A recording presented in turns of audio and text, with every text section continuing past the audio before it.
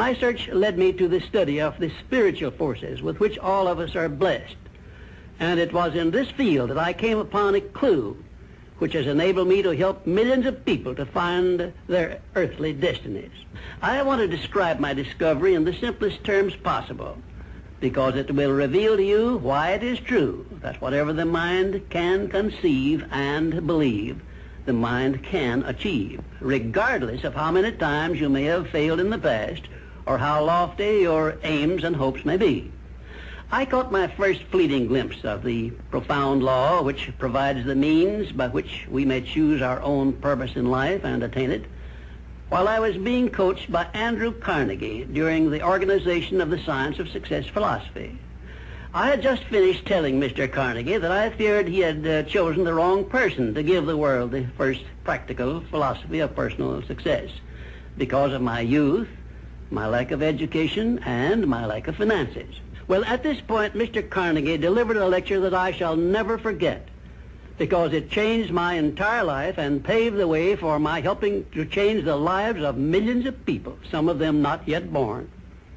Let me call your attention to a great power which is under your control, said Mr. Carnegie, a power which is greater than poverty, greater than the lack of education, greater than all of your fears and superstitions combined. It is the power to take possession of your own mind and direct it to whatever ends you may desire. This profound power, Mr. Carnegie continued, is the gift of the Creator, and it must have been considered the greatest of all of his gifts to man, because it is the only thing over which man has the complete and unchallengeable right of control and direction. When you speak of your poverty and lack of education, Mr. Carnegie explained, you are simply directing your mind power to attract these undesirable circumstances, because it is true that whatever your mind feeds upon, your mind attracts to you. Now you see why it is important that you recognize that all success begins with definiteness of purpose, with a clear picture in your mind of precisely what you want from life. Then Mr. Carnegie continued his speech with a description of a great universal truth which made such an impact upon my mind that I began then and there to give myself a new outlook on life and set up for myself a goal so far above my previous achievements that it shocked my friends and relatives when they heard about it. Everyone, said Mr. Carnegie, comes to the earth plane blessed with the privilege of controlling his mind power and directing it to whatever ends he may choose.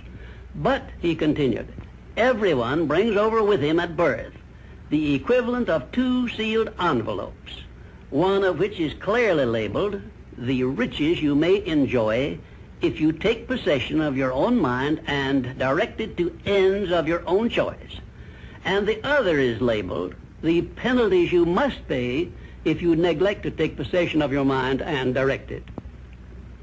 And now let me reveal to you, said Mr. Carnegie, the contents of those 2 sealed envelopes. In the one labeled riches is this list of blessings. 1, sound health. 2, peace of mind.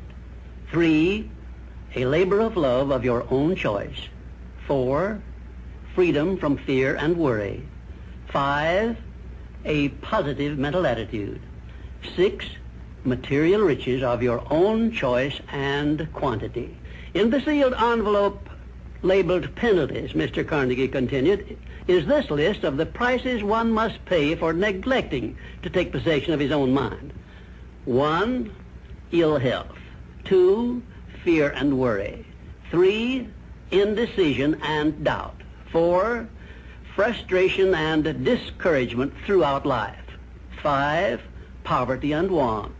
6, and a whole flock of evils consisting of envy, greed, jealousy, anger, hatred, and superstition. Now, my mission in life is to help you and everyone who needs my help to open up and use the contents of the sealed envelope labeled riches. And the starting point from which you must take off if you wish to write your own ticket from here on out for the remainder of your life, I will describe for you in these simple instructions. 1, procure a neat pocket-sized a notebook, or something on the order of this one here, loose leaf affair. And on page 1, write down a clear description of your major desire in life, the one circumstance or position or thing which you will be willing to accept as your idea of success. And remember before you begin writing that your only limitations are those which you set up in your own mind or permit others to set up for you. And 2, on page 2 of your notebook, write down a clear statement of precisely what you intend to give in return for that which you desire from life. And then start in right where you stand now to begin giving. And 3, memorize both of your statements, what you desire and what you intend to give in return for it, and repeat them at least a dozen times daily. And always end your statements with this expression of gratitude for the blessings with which you were gifted at birth. I ask not, O divine providence, for more riches, but more wisdom with which to accept and use wisely the riches I received at birth in the form of the power to control and direct my mind to whatever ends I desire. If you are not too successful or self-satisfied to accept and express this profound prayer, if you accept it and express it in the same spirit of humble sincerity in which I pass it on to you, a new and a better world will reveal itself to you. A world in which you will see reflected the circumstances and the things which you yourself have created. And now let me close this, our first visit, with my favorite expression of gratitude. O divine providence, I ask not for more riches, but more wisdom with which to make wiser use of the riches you gave me at birth, consisting in the power to control and direct my own mind to whatever ends I desire.